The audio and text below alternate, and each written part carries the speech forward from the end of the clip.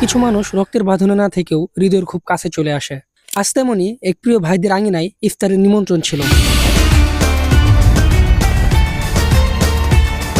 আসসালামু আলাইকুম, কি অবস্থা সবার? আশা করি সবাই ভালো আছেন। পরিচয়টা ছিল খুব সাধারণ, একটি হোটেলের গ্রাহক হিসেবে।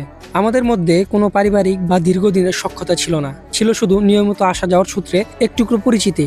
কিন্তু সেই ভাইদের আন্তরিকতা আর বারবার স্বনির্বন্ধ অনুরোধ উপেক্ষা করা সম্ভব ছিল না। তাই আজ ওনার ইফতারের আমন্ত্রণে সাড়া দিতে চলে গেলাম।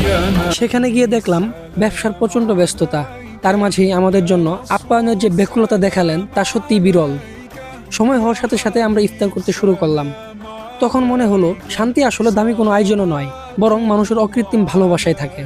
সম্পর্ক টিকিয়ে রাখার জন্য সবসময় দীর্ঘদিনের পরিচয় বা কাছে থাকা জরুরি নয়। জীবনের মোড়ে হুট করে আসা কিছু মানুষও ছোট ছোট কিছু মুহূর্ত আর অসামান্য সম্মানের মাধ্যমে বছরের পর বছর মনে থেকে যায়। সেই ভাইদের সামনের শুভকামনার আশা নিয়ে আজকের গল্পটি এখানেই সমাপ্তি করছি।